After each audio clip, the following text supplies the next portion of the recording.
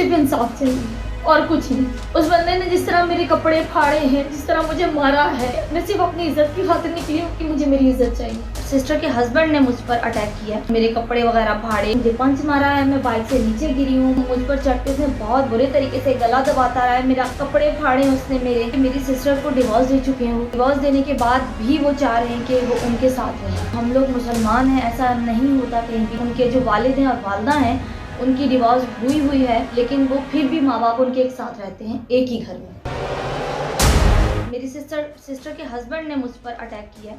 उन्होंने काफ़ी दफ़ा मुझे फ़ोन करा, पैचअप के लिए कहा कि मैं पैचअप करना चाह रहा हूँ, तो मैंने कहा भाई मैं नहीं करवा सकती और ना आप हो सकते। बस उन्हें ये गुस्सा था कि मैं पैचअप नहीं होने दे रही हूँ इनका, और हम केस दायर करने के लिए जा रहे हैं। तो उन्होंने मुझ पर आकर पीछे से अटैक किया। पहले उन्होंने मुझे कहा कि मेरी बात सुनो, मेरी बाजू पकड़ के ज़ोर से। मैंने कहा कि मैं बात नहीं करना चाहती हूँ, बात ख़त्म हो चुकी, मैं क्या बात करूँ, मैं तुमसे बात नहीं करना चाहती।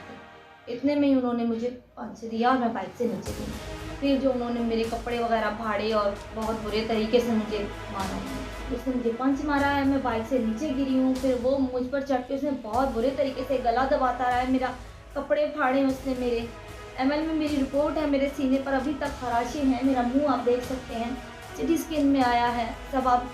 और वो इस बेस पर किया कि मेरी सिस्टर को डिवोर्स दे चुके हैं वो, और डिवोर्स देने के बाद भी वो चाह रहे हैं कि वो उनके साथ रहें। तो हम लोग मुसलमान हैं, ऐसा नहीं होता कहीं भी कि तलाक के बावजूद आप एक साथ रहें। असल में उनका माइंड सेटअप एक ये बना हुआ है कि उनके जो वालिद हैं और वालदा हैं, उनकी डिवोर्स हुई है, बाकायदा पेपर्स हैं उनके पास मौजूद हैं, नाइब में है, काउंसलर में पेपर्स मौजूद हैं, लेकिन वो फिर भी माँ बाप उनके एक साथ रहते हैं, एक ही घर में।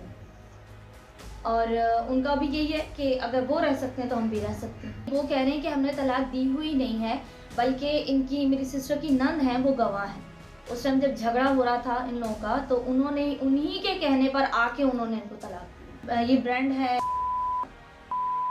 है ऑल पाकिस्तान की CFO हैं, उनका पर्सनल ड्राइवर है, उनका नाम।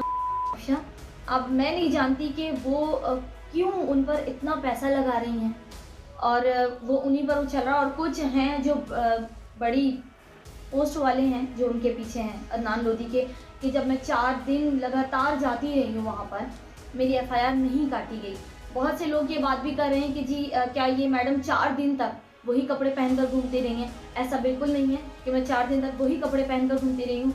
जब मैं 4 दिन तक लगातार थाने जाती रही हूँ, मेरी सुनवाई नहीं की गई, मेरी FIR काटी नहीं गई, उसके बाद मैंने ये कदम उठाया कि मैंने वही कमीज़ पहनकर DIG के नाम वो एक अपील की थी। वहाँ पर हेड मोहर्रर थे सुंदर, और SHO थे एजाज खट्टर।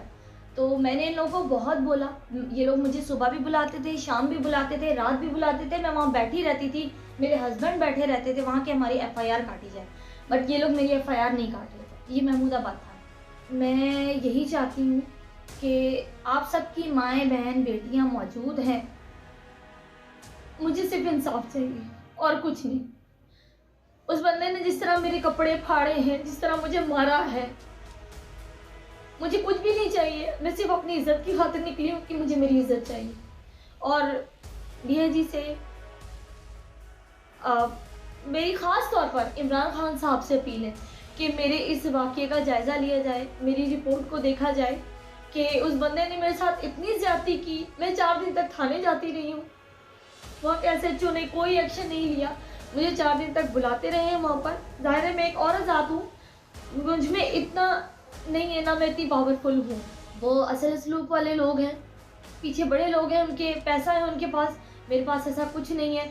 मैं सिर्फ उनसे ये अपील कर सकती हूँ कि मेरे इस वाक़ये का जायज़ा लिया जाए और मेरी रिपोर्ट दर्ज की जाए। मेरी शादी को 13 साल हो चुके हैं, और मेरे हस्बैंड जो हैं वो गाड़ी चलाते हैं, फर्नीचर के मार्केट में काम करते हैं, और अल्हम्दुलिल्लाह मेरे शौहर की अपनी सुजुकी है।